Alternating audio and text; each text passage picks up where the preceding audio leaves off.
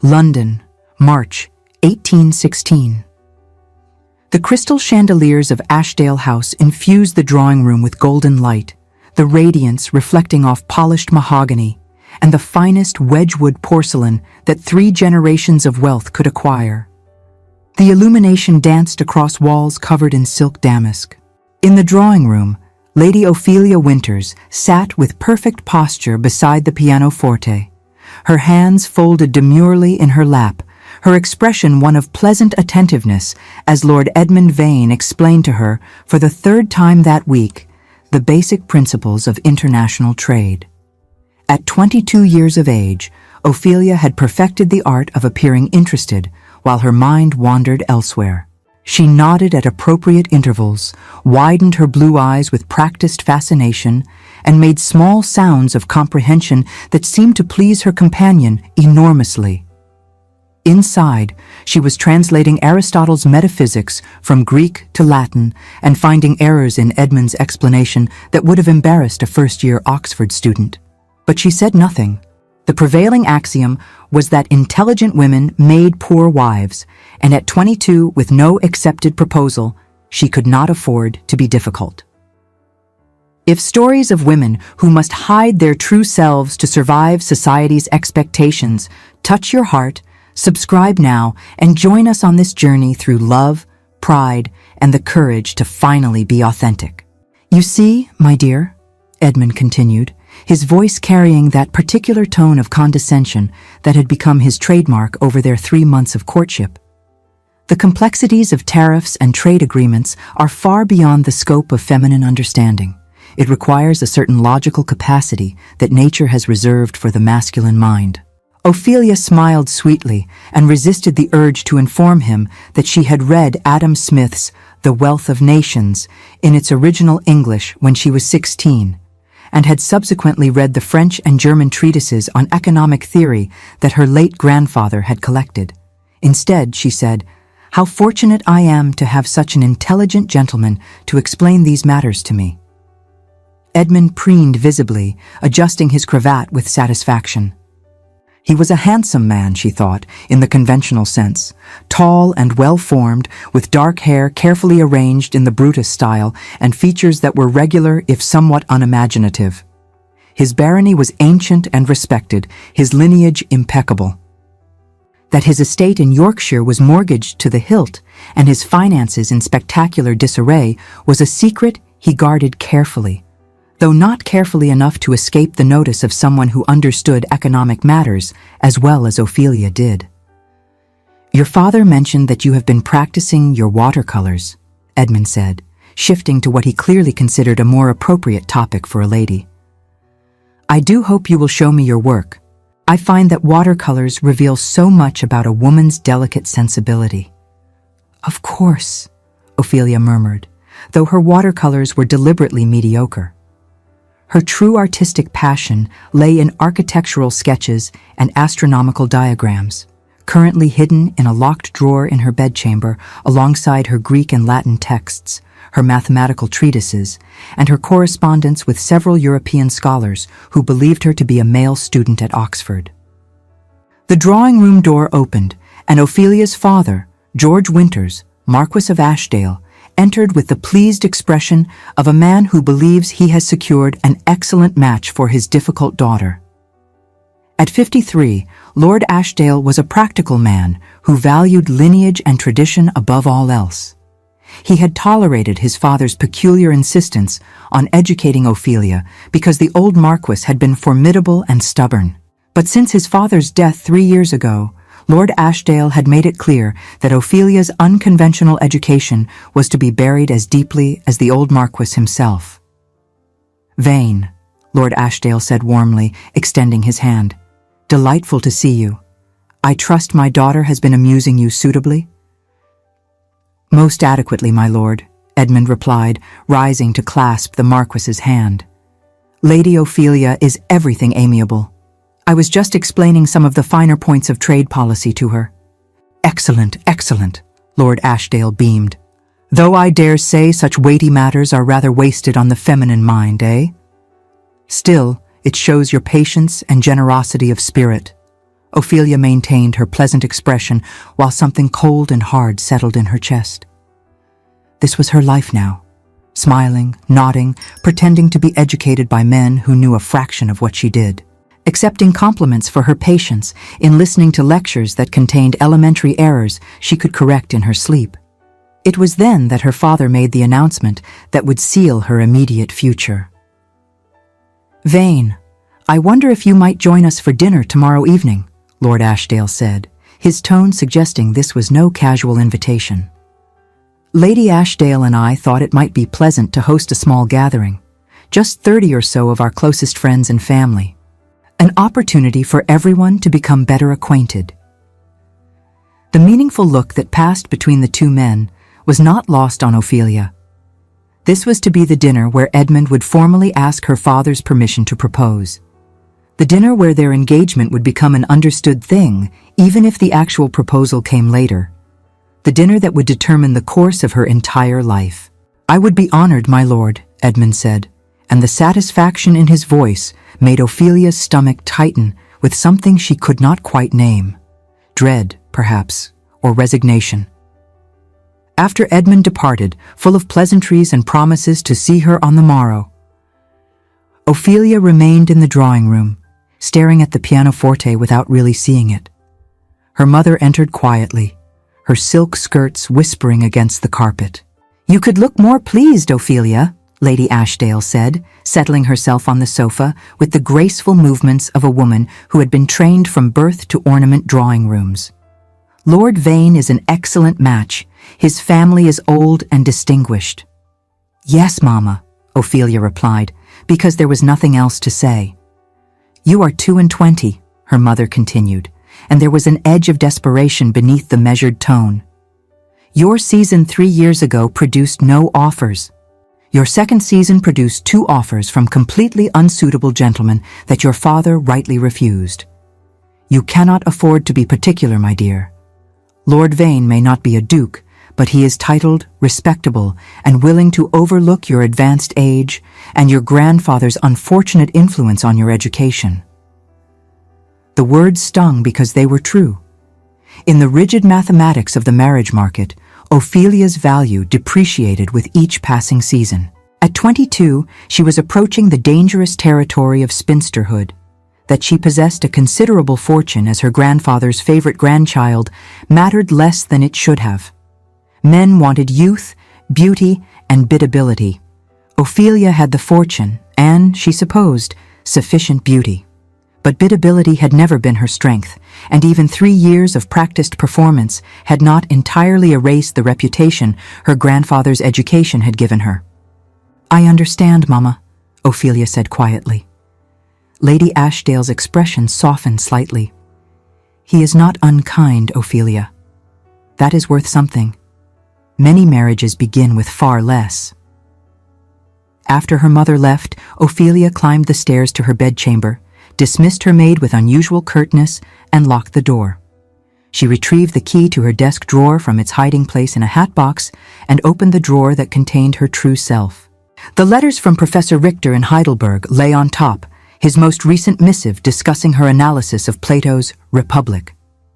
He still believed her to be Oliver Whitfield, a promising young scholar.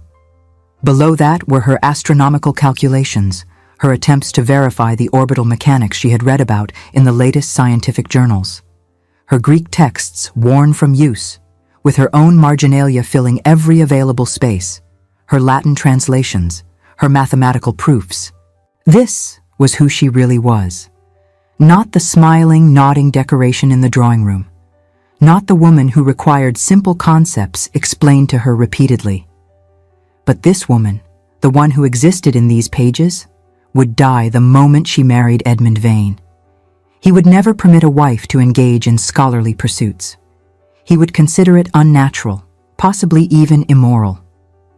Ophelia closed the drawer and locked it again, then pressed her forehead against the cool wood of the desk. Tomorrow night, at dinner, surrounded by 30 guests, the trap would close completely. Edmund would secure her father's blessing, and within months she would become Lady Vane, mistress of a mortgaged estate in Yorkshire. and the intellectual companion of a man who believed her incapable of understanding basic logic. She should feel grateful, she told herself. Many women had far worse fates. Edmund was not cruel. He did not drink to excess or maintain mistresses as far as she knew. He would provide a comfortable life, and perhaps in time she would forget the feel of Greek texts beneath her fingers and the thrill of solving complex mathematical problems. But as Ophelia prepared for bed that evening, she caught sight of her reflection in the mirror and barely recognized the woman staring back. When had she become so skilled at pretending? When had the mask become so comfortable that she almost forgot it was a mask at all? The following evening arrived with the inevitable weight of consequence. Ashdale House blazed with light, every candle and chandelier contributing to an atmosphere of refined celebration. The 30 guests Lord Ashdale had mentioned infused the drawing room and dining room with the sound of aristocratic chatter, the women in their finest silks and jewels, the men in immaculate evening attire. Ophelia had chosen her gown carefully, pale blue silk that complemented her coloring without being too bold, jewelry that suggested good taste without ostentation. She had arranged her dark blonde hair in a style that was fashionable but not daring. She looked, she thought with grim satisfaction, like every other unmarried lady of quality in London, completely unremarkable, completely safe. Edmund arrived precisely on time, looking pleased with himself and the world. He greeted Ophelia with a proprietary air that made several of the older guests exchange knowing glances. The assumption was clear: an announcement would be made soon. Among the guests were faces Ophelia had known all her life. Lady Marjorie Colston, her mother's oldest friend, who had always looked at Ophelia with faint disapproval. Lord and Lady Rutherford, whose son had been one of the unsuitable offers her father had refused. The Honorable Miss Beatrice Sutton and her brother, both of whom treated Ophelia with the distant courtesy reserved for those who had fallen slightly from grace. And Edmund's particular friends, including Sir Roger Huxley and his wife, who seemed to find Edmund's every utterance profoundly amusing.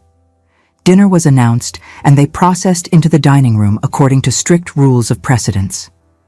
Ophelia found herself seated near the center of the long table, with Edmund on her right and Sir Roger on her left. The conversation began with the usual pleasantries, but as the courses progressed and the wine flowed more freely, the topics became more wide-ranging. It was during the fourth course that Edmund, emboldened by excellent claret and the admiring attention of his audience, decided to display his learning. The conversation had turned, through some circuitous route, to ancient philosophy. The Greeks, of course, were the foundation of all civilized thought, Edmund pronounced, gesturing with his wineglass. Aristotle, in particular. His wisdom remains unparalleled. Indeed, Lord Rutherford agreed, though I confess I have not read the ancients since my Oxford days. Edmund smiled with the confidence of a man who believed himself to be among the most educated in the room.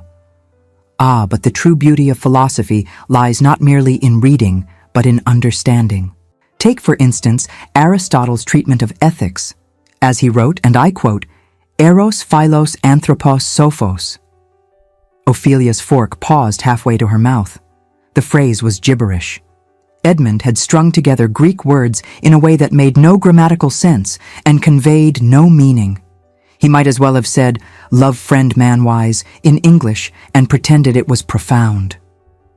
Around the table, the guests nodded appreciatively. No one else present had sufficient Greek to recognize the error. But Ophelia heard it as clearly as if Edmund had struck a wrong note on the pianoforte.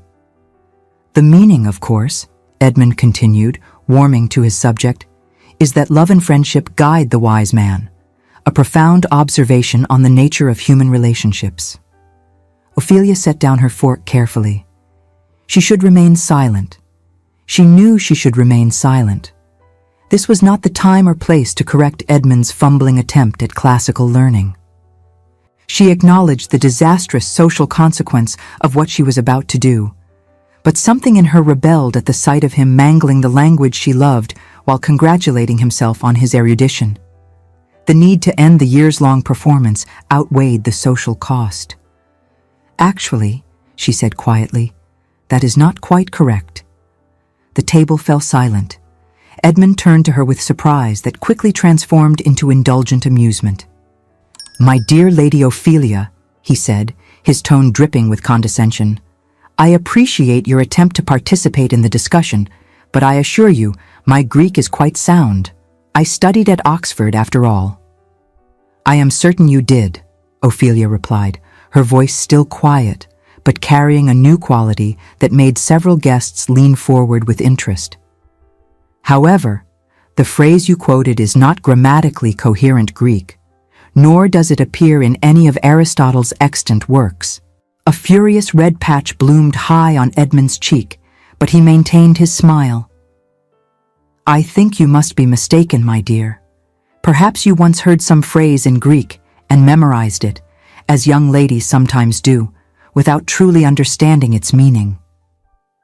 "Perhaps," Ophelia said, and felt something crack inside her. 3 months of biting her tongue, 3 years of pretending to be less than she was. 22 years of being told that her mind was unfeminine, inappropriate, a burden to be hidden away like a shameful secret. The crack widened. "Or perhaps I understand Greek rather better than you do," she continued, her voice gaining strength. The dining room had gone completely still. 30 pairs of eyes fixed on Ophelia, with expressions ranging from shock to fascination to horror. Edmund's smile had frozen on his face, his hand gripping his wine glass with enough force to make his knuckles white. "Lady Ophelia," Lord Ashdale said warningly from the head of the table, but Ophelia was no longer capable of heeding warnings. "If you wish to quote Aristotle on ethics," she said, her eyes fixed on Edmund's face, "you might try the Nicomachean Ethics, Book 8, Chapter 1. Philia de esti tis arete emet aretes, kai eti anakaio taton eis ton bion." Friendship is a virtue, or involves virtue, and it is one of the most necessary things in life. She delivered the Greek with perfect pronunciation, each syllable precisely articulated. The silence in the room deepened. "Or perhaps Book 2, Chapter 6, she continued, then added, "Esti arahi arete hexis proheretike, en mesoteti usate proshemas, horismene logoi kai hoi ho phronimos horisien." On virtue, then, is a state of character concerned with choice, lying in a mean, determined by reason, and as the person of practical wisdom would determine it. Edmund had gone pale, his earlier confidence evaporating like morning mist. Around the table, guests stared at Ophelia as if she had suddenly grown a second head. "Lady Ophelia," her mother gasped, "this is most unseemly." But Ophelia was beyond caring about seemliness.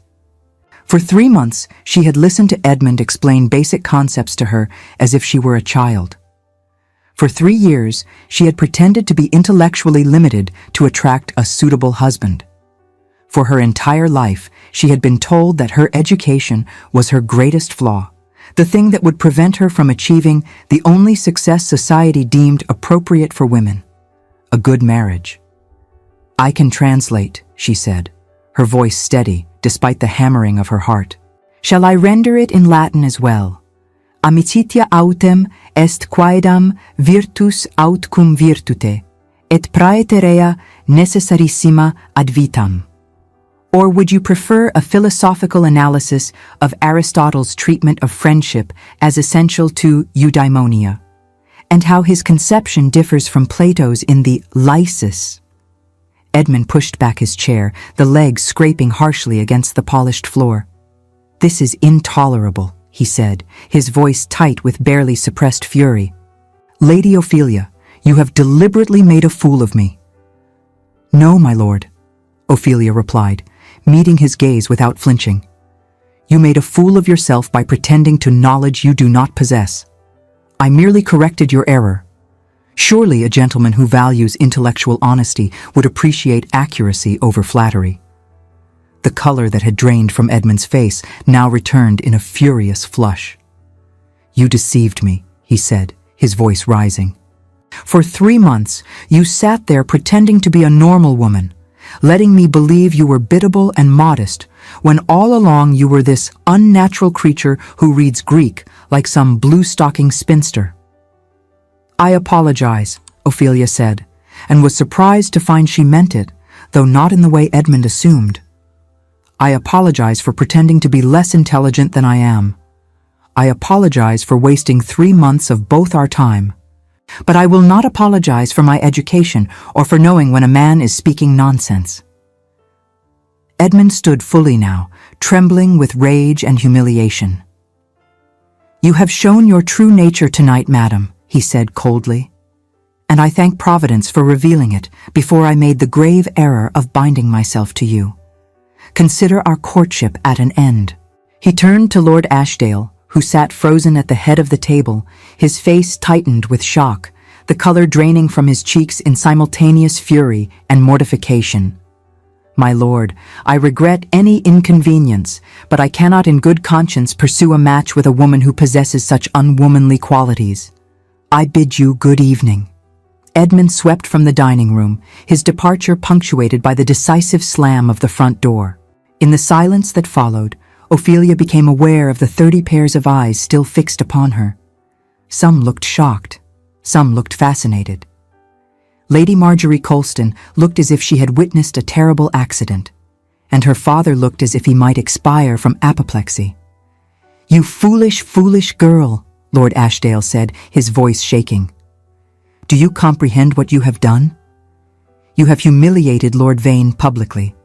You have destroyed any chance of a respectable match. What gentleman will want you now?" Ophelia rose from her seat with a strange sense of calm. The crack that had opened inside her widened into a vast, relieving space, and in that space she found something she had not felt in years. Freedom. "Perhaps, Papa," she said quietly.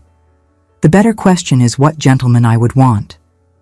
She excused herself from the table and walked from the dining room with her head high, leaving behind 30 scandalized guests and the shattered remains of her carefully constructed facade. In her bedchamber, Ophelia locked the door and sat at her desk, but she did not retrieve her hidden scholarly materials. Instead, she stared at her reflection in the small mirror on her dressing table and saw someone she barely recognized. A fierce lightness animated her expression, her eyes clear and unmasked. She looked alive in a way she had not in years. Tomorrow, London society would buzz with the scandal. The Marquis's difficult daughter who had humiliated poor Lord Vane with her inappropriate learning. The blue-stocking who had thrown away an excellent match through sheer unwomanly pride. The cautionary tale about the dangers of educating women beyond their natural capacity. But tonight, in this moment, Ophelia felt lighter than she had since her grandfather died. She had stopped pretending. She had spoken her truth. And though she knew there would be consequences, though she understood that her prospects had likely been destroyed beyond repair, she could not bring herself to regret it. Whatever came next would be faced as herself, not as the diminished version she had been performing for so long. The consequences arrived with the morning's post. By noon the following day, 3 separate invitations that had been expected were withdrawn. By evening, her mother had taken to her bed with nervous palpitations. And by the next morning, the scandal sheets had gotten hold of the story, reporting with gleeful malice on the young lady who had destroyed her betrothed with Greek philosophy, and the poor baron who escaped matrimonial catastrophe through providential revelation. For a week, Ophelia remained largely confined to Ashdale House, not by explicit command, but by the understanding that showing her face in public would subject her to the full force of society's disapproval. Her father barely spoke to her beyond necessary courtesies. Her mother alternated between tears and recriminations. Even the servants looked at her with a mixture of sympathy and unease, as if she had contracted some unfortunate but not quite respectable disease. But as the days passed, something unexpected began to happen. Notes arrived. Not many, but enough to be noticed. From Lady Catherine Hartfield, an elderly countess known for her sharp wit and even sharper tongue, came an invitation to tea with the simple message, I should very much like to meet the young woman brave enough to correct Edmund Vane's execrable Greek in public. From Miss Amelia Sutherland, the daughter of a prominent barrister, came a note expressing admiration for Ophelia's courage and suggesting they might have interests in common. From 3 other women, all with reputations as bluestockings or wallflowers or otherwise difficult ladies, came similar missives. Not invitations to almacs or fashionable balls, but to literary salons, to private gatherings where books and ideas were discussed with genuine interest rather than performative politeness, to spaces where women could be intelligent without being punished for it. Ophelia accepted every invitation. It was at Lady Catherine's townhouse in Mayfair, 3 weeks after the disastrous dinner, that Ophelia first felt she might breathe freely in society. The gathering was small, perhaps a dozen women and half as many men, all engaged in lively discussion of the latest Edinburgh Review. No one looked at Ophelia as if she were a curiosity or a cautionary tale. No one whispered behind fans about her unwomanly display of learning. "Lady Ophelia," Lady Catherine said warmly, her elderly face creased with genuine pleasure, "I am delighted you could join us. I trust the business of being scandalized did not prove too exhausting?" "Quite recovered, my lady," Ophelia replied, finding herself smiling with real amusement for the first time in weeks. "Though I confess I have discovered that scandal has its advantages. It filters out the tedious acquaintances quite efficiently." Lady Catherine laughed, a sound like the rustle of brittle parchment. "Indeed it does. I have been scandalous for 40 years and can attest to the superior quality of company one attracts through notoriety rather than respectability." The conversation that afternoon ranged from literature to politics to philosophy, and Ophelia participated freely, no longer censoring her thoughts or pretending ignorance. It was intoxicating. It was also, she realized with some sadness, exactly what her grandfather had hoped her life would be like when he educated her alongside his own studies. It was as she was examining the books in Lady Catherine's impressive library that a voice behind her said, "I thought I recognized that analysis of Kant's categorical imperative. Very few people in London can discuss it with such clarity." Ophelia turned to find a gentleman regarding her with interest rather than the mixture of fascination and horror she had become accustomed to. He was perhaps 25, with dark brown hair and gray eyes that held intelligence and humor in equal measure. His attire marked him as a gentleman of means, but not ostentatiously so. "You were at Oxford?" she asked, recognizing the reference to a debate that had taken place earlier in the afternoon. "Briefly," he replied with a slight smile. "Nicholas Gray, Viscount Millbrook. I inherited the title rather unexpectedly last year when my uncle died without issue.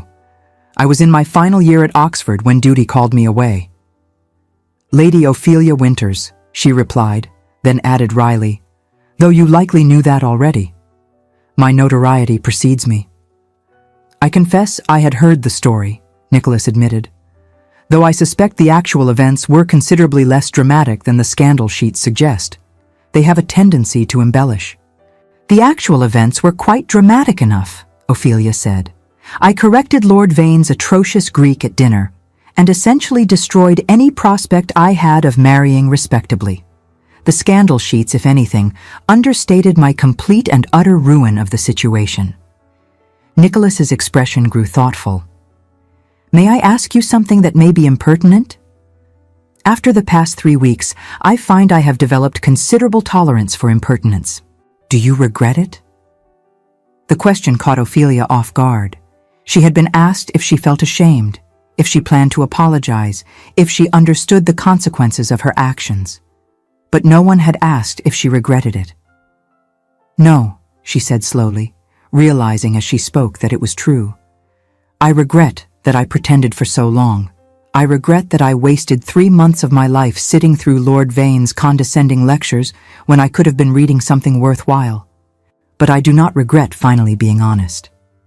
Nicholas nodded, a smile playing at the corners of his mouth. "Then I think, Lady Ophelia, that your ruination may be the most fortunate thing that has ever happened to you." Over the following weeks, Ophelia found herself in Nicholas Gray's company with increasing frequency. He attended the same literary salons and philosophical discussions, and he had a habit of engaging her in genuine conversation rather than stilted courtship rituals. They debated the merits of various translations of Homer. They discussed the implications of new discoveries in astronomy. They argued amicably about political economy and the nature of virtue. And not once did Nicholas suggest that such topics were beyond her capacity or inappropriate for feminine consideration. It was different from the courtship with Edmund in ways that went beyond mere compatibility of interests. When Edmund had courted her, there had been a performative quality to their interactions, a sense that both parties were playing assigned roles. With Nicholas, there was simply conversation between two people who found each other's company interesting. They often met at Hatchard's, the bookshop on Piccadilly that had become Ophelia's refuge. One afternoon in early May, as spring transformed London into something almost beautiful, Ophelia was examining a new translation of Plato when Nicholas appeared at her elbow. "You've read that one?" he asked, gesturing to the Republic in her hands. "Several times," she admitted. "I'm curious to see how Reverend Burgess has handled the allegory of the cave. His earlier translations tend toward the overly literal. I confess I have not read enough Plato to judge translation quality," Nicholas said, and Ophelia realized he was being genuinely honest rather than falsely modest. "Would you recommend starting with the Republic, or is there something more accessible for those of us who are merely well-educated rather than scholarly?" The question was so refreshing in its honesty that Ophelia found herself smiling. The symposium might be more entertaining as an introduction. It reads almost like a play, and the philosophy emerges through character rather than direct argument. "Then I shall trust your recommendation," Nicholas said. "Will you show me where to find it?" They spent the next hour wandering through Hatchard's, discussing books they had read and those they hoped to read. Nicholas admitted gaps in his knowledge without embarrassment and asked questions that suggested genuine interest rather than the desire to show off or diminish her expertise. When Ophelia mentioned having read certain texts in their original languages, Nicholas responded with admiration rather than the mixture of discomfort and disapproval she had come to expect from men. "I envy your facility with languages," he said, as they emerged onto Piccadilly, each carrying several new purchases. "I scraped through the required Greek and Latin at Oxford, but I'm afraid I retained very little. Mathematics was more my strength, though even there I suspect your grandfather's education would put my Oxford degree to shame." "You speak as if my education were something admirable," Ophelia said, unable to keep the note of wonder from her voice. "Most gentlemen I have encountered consider it a significant character flaw." Nicholas stopped walking and turned to face her, his expression serious. "Then most gentlemen you have encountered are fools," he said simply. "A fine mind is a gift, Lady Ophelia, not a flaw. Anyone who would ask you to diminish yourself to make themselves feel superior is not worthy of your consideration." The words struck something deep within Ophelia's chest. In that moment, standing on a busy London street with the sounds of commerce and conversation swirling around them, she felt seen in a way she had not since her grandfather's death. Not as a scandalous bluestocking or a ruined prospect or a difficult daughter, simply as herself. "Thank you," she said quietly. "You cannot know how much I needed to hear that." Over the following weeks, Nicholas became a regular caller at Ashdale House, much to Lord Ashdale's consternation and Lady Ashdale's cautious hope. The Marquis made no secret of his disapproval of this new acquaintance. A viscount was acceptable enough in terms of rank, but Nicholas Gray was the second son who had inherited unexpectedly, not bred to the title. More troubling still, he seemed to actively encourage Ophelia's scholarly interests rather than attempting to reform them. "He will tire of this bluestocking affectation," Lord Ashdale told his wife over breakfast one morning. "And when he realizes what sort of wife she would make, he will withdraw just as Vane did. Mark my words, we will be back where we started, only with Ophelia a year older and her reputation in even worse tatters. But Nicholas did not withdraw. Instead, he began escorting Ophelia to lectures at the Royal Society, to museum exhibitions, to theatrical performances where they could discuss the quality of the production afterward over refreshments. He introduced her to colleagues from his Oxford days who were pursuing scholarly interests, and he never once suggested that Ophelia's participation in intellectual discussions was inappropriate or unwomanly. The shift in Ophelia's social circle was complete. The fashionable matrons who had once courted her favor now cut her in public. Almack's, that bastion of rigid respectability, was forever closed to her. But in exchange, she gained entry to spaces far more interesting. The Friday evening salons at Lady Catherine's townhouse, where the most radical ideas in philosophy and politics were debated. The monthly gatherings at Miss Sutherland's, where women discussed literature and science without male oversight. The informal Tuesday meetings at a coffee house near the British Museum, where scholars of all backgrounds gathered to share ideas. It was at one of these Tuesday gatherings, nearly 3 months after the disastrous dinner, that Ophelia encountered Edmund Vane once more. She was engaged in animated discussion with Nicholas and Professor Hartwell, an elderly scholar of classical literature, when Edmund entered the coffee house with Sir Roger Huxley. The recognition was mutual and immediate. Edmund's expression transformed from casual interest to something darker when he spotted Ophelia. He said something to Sir Roger, who glanced over and smirked unpleasantly. Nicholas noticed the direction of Ophelia's gaze and the tension that had suddenly entered her posture. "Would you like to leave?" he asked quietly. "No," Ophelia said, surprising herself with her certainty. "I have as much right to be here as he does." Edmund made his way across the crowded coffee house with the determination of a man seeking confrontation. He stopped at their table, his eyes fixed on Ophelia with an expression that mingled contempt and vindication. "Lady Ophelia," he said, his tone dripping with false courtesy. "How unexpected to find you here, though I suppose I should not be surprised. This seems precisely the sort of establishment that would welcome bluestockings and other unsuitable women." Professor Hartwell bristled, but Nicholas placed a calming hand on the elderly scholar's arm and addressed Edmund directly. "Lord Vane," he said with perfect civility, "I believe you are mistaken.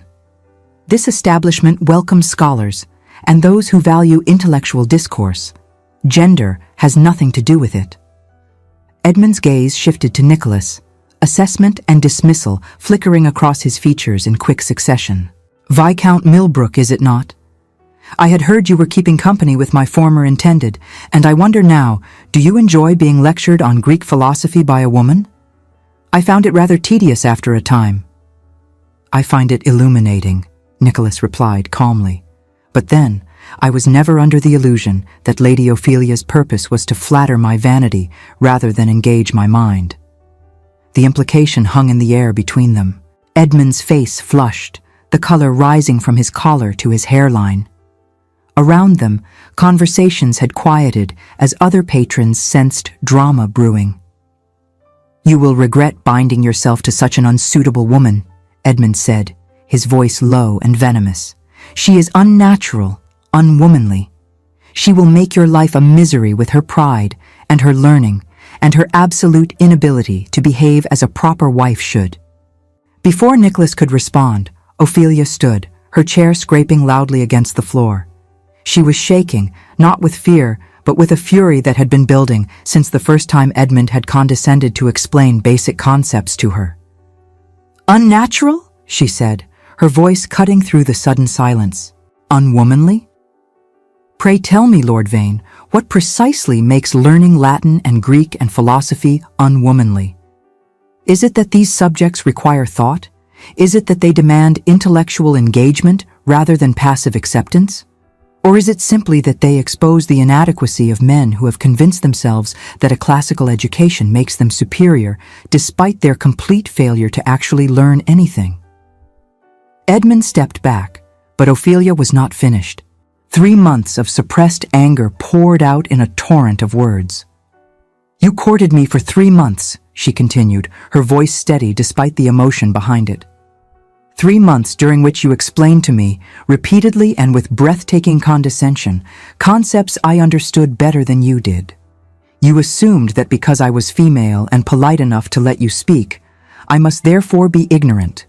You never once considered that my silence might be kindness rather than incomprehension. Ophelia, Nicholas said quietly, but she shook her head. I have done with silence, she said.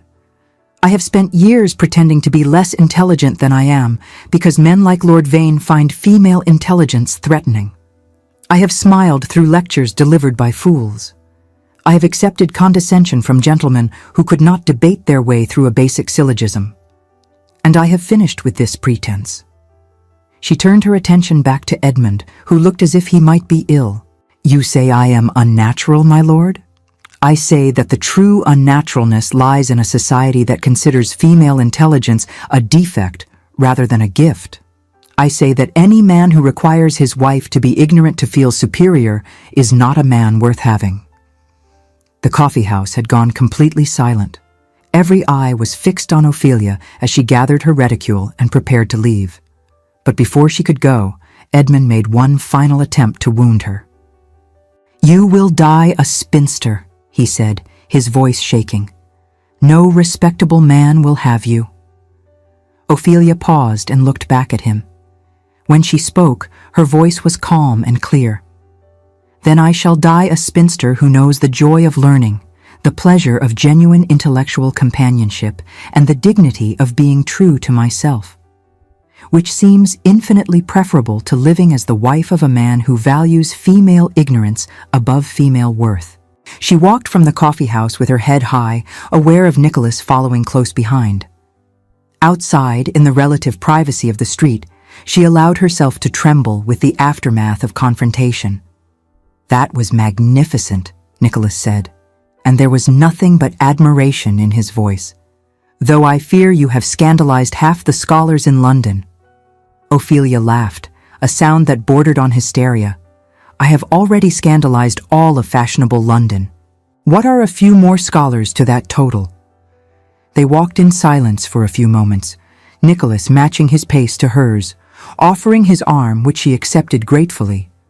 Her hands were still shaking from the confrontation, but beneath the trembling, she felt the same strange lightness she had experienced after the disastrous dinner.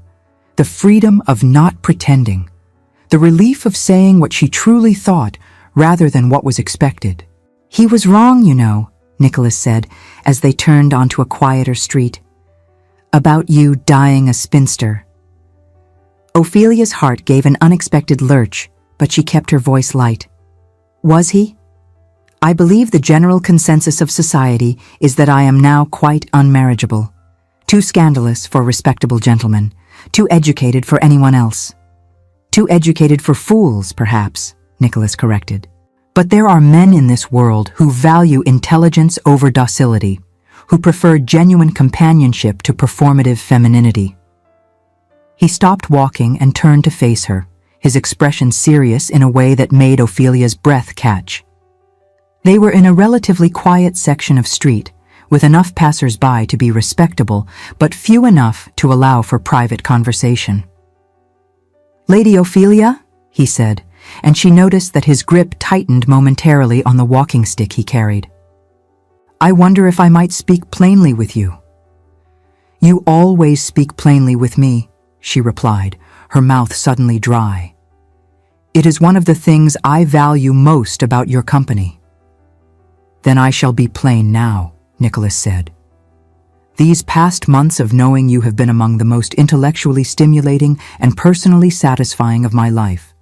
I have valued every conversation, every debate, every moment of your company, and I find that I cannot imagine my future without you in it. Ophelia felt a sudden, profound calm settle over her racing thoughts, had not allowed herself to hope for this, had not permitted herself to consider that their companionship might transform into something more. But now, hearing the words spoken aloud, she realized she had been hoping all along. I am asking you to marry me, Nicholas continued, his gray eyes steady on hers. not despite your education and intelligence, but because of them. Not as a reformed spinster who must suppress her true nature to be acceptable, but as the woman you actually are, brilliant, passionate, uncompromising, and utterly remarkable. Tears blurred Ophelia's vision, and she blinked them back rapidly.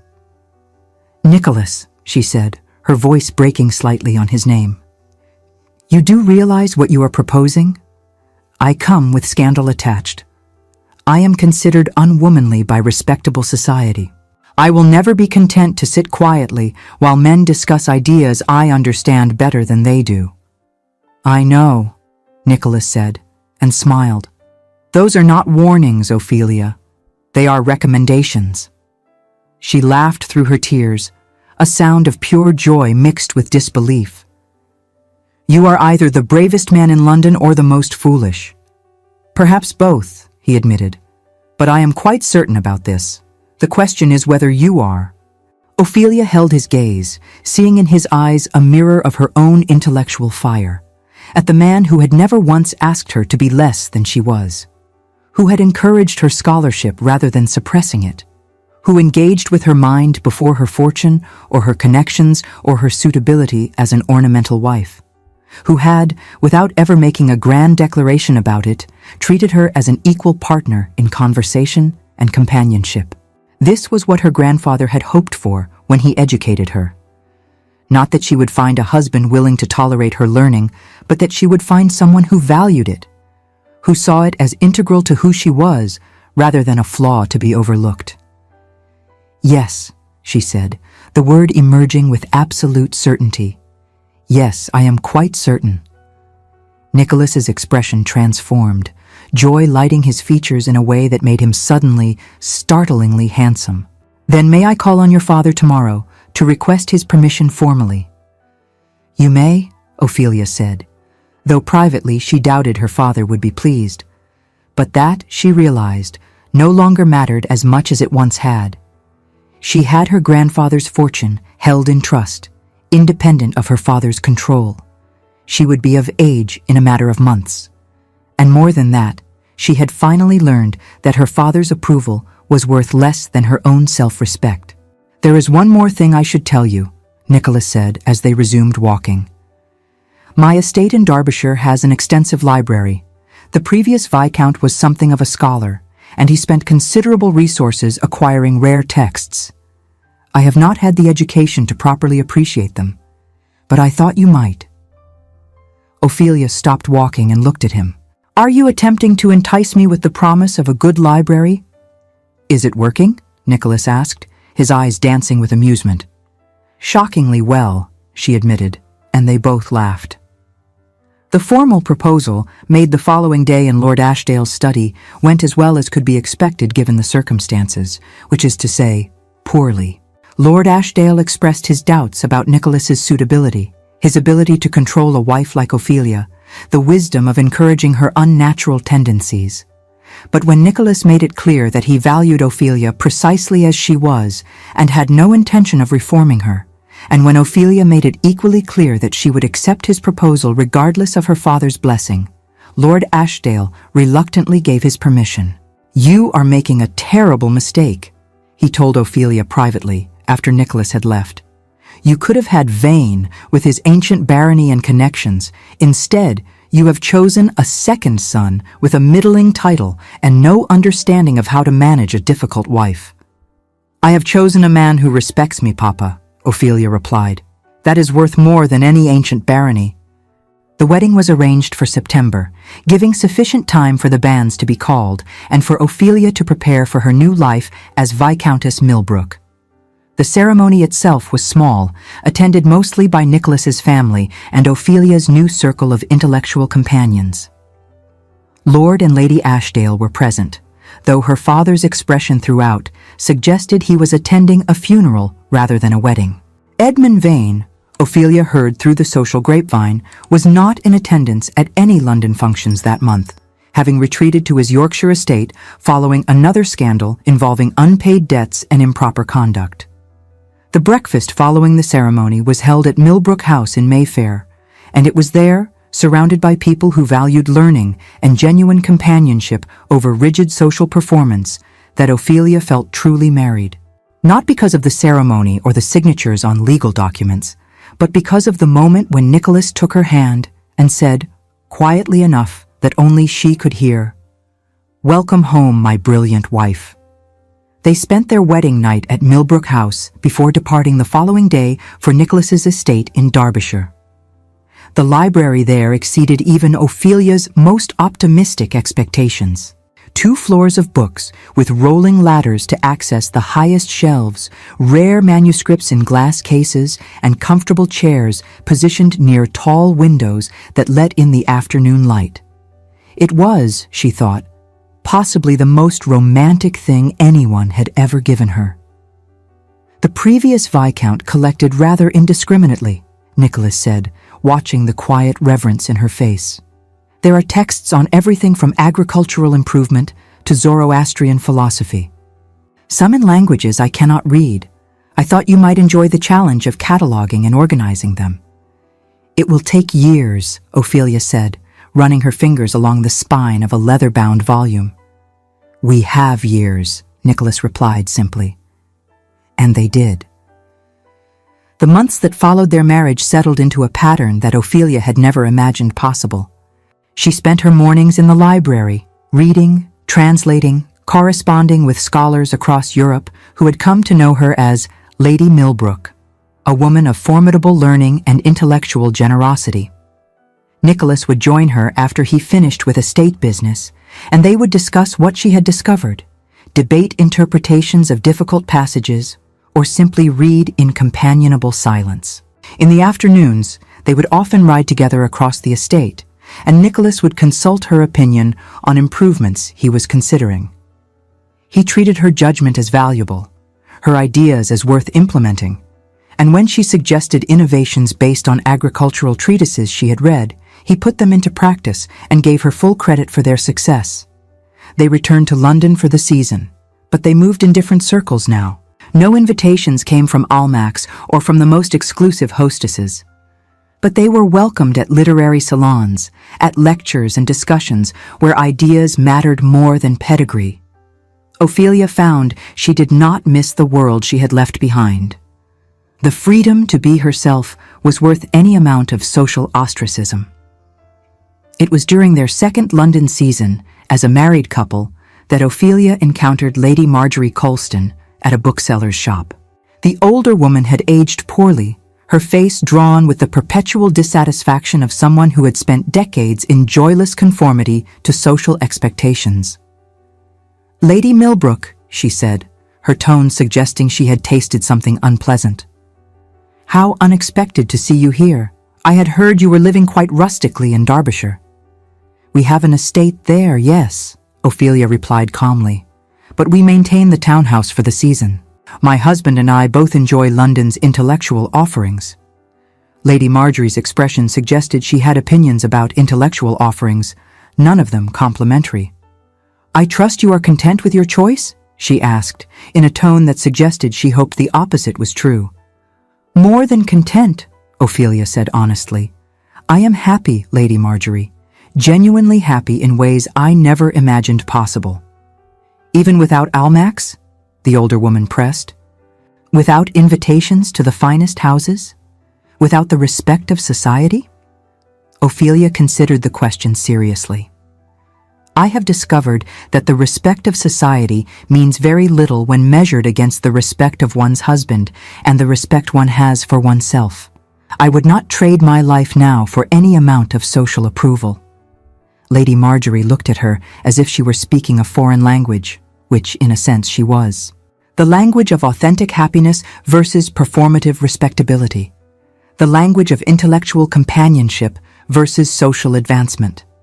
The language of a woman who had learned to value her own worth over society's valuation of her.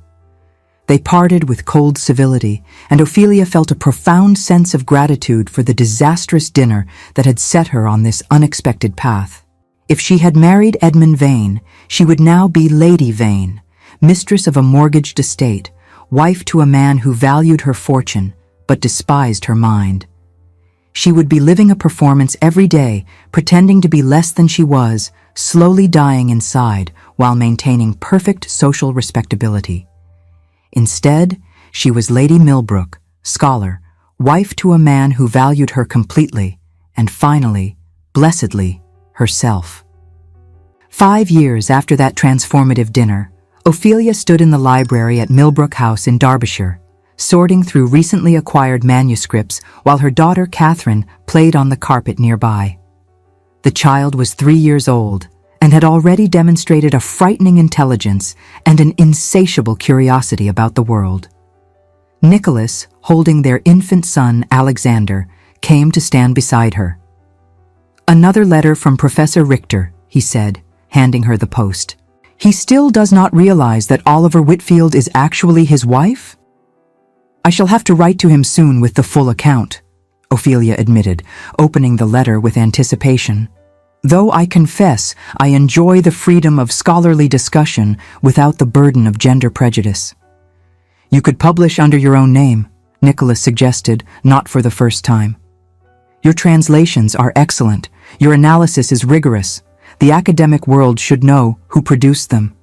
"Perhaps," Ophelia said, "but I am in no hurry. Let the work speak for itself first."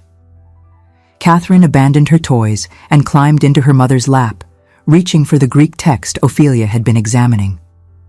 "Read?" she asked hopefully. "Not yet, darling," Ophelia said, kissing the top of her daughter's dark head. "But soon. When you are ready, Mama will teach you everything Grandfather taught me." "Will she be ready for how society responds?" Nicholas asked quietly, a note of concern in his voice. Ophelia looked at her daughter, then at her husband, then at the library that represented freedom and intellectual fulfillment. "We shall teach her to be ready," she said firmly. "We shall teach her that her mind is a gift, not a burden. That any society which cannot appreciate intelligent women is a society with flawed values. And most importantly, we shall teach her never to make herself small, to make others comfortable." Nicholas smiled and shifted Alexander to one arm so he could rest his hand on Ophelia's shoulder. "She will be formidable." "She will be herself," Ophelia corrected, "and that will be more than enough." Outside the library windows, the Derbyshire countryside stretched away in endless green. Inside, surrounded by books and family and the life she had built from the ruins of scandal, Ophelia felt the quiet contentment of someone who had found exactly where they belonged. She thought sometimes of that dinner 5 years ago, of the moment when she had stopped pretending and spoken her truth. It had cost her the approval of her father, the respect of conventional society, and any hope of a traditional marriage. But in exchange, it had given her everything that mattered: authenticity, intellectual freedom, genuine love, and the knowledge that she was valued for exactly who she was. The gossips of London still occasionally mentioned her name as a cautionary tale: the bluestocking who destroyed her own prospects, the peculiar Lady Millbrook with her Greek and Latin and scholarly pretensions. But Ophelia no longer cared what the gossip said. She had discovered something far more valuable than social approval. She had discovered herself. And in doing so, she had found a profound and lasting happiness rooted in intellectual companionship and mutual respect in those years of careful performance and suppressed intelligence. She had learned that the greatest act of courage was not in being who others wanted her to be, but in daring to be authentically, unapologetically, brilliantly herself.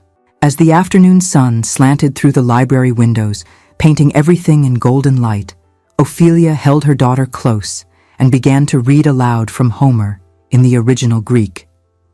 Nicholas listened with interest. Alexander dozed peacefully in his father's arms, and Catherine's eyes grew wide with wonder at the ancient words. Her triumph, Ophelia thought, was not the scandal, but this quiet, brilliant life. A family built on mutual respect and authentic love. A life lived without pretense, and the freedom to pass on to her daughter the gift her grandfather had given her, the gift of knowledge without shame and intelligence without apology. It was, she reflected, worth every scandalous moment. Thank you so much for staying with us until the end. If this story of courage, authenticity, and love that values the mind as much as the heart touched you, please like, subscribe, and share with someone who needs to hear it.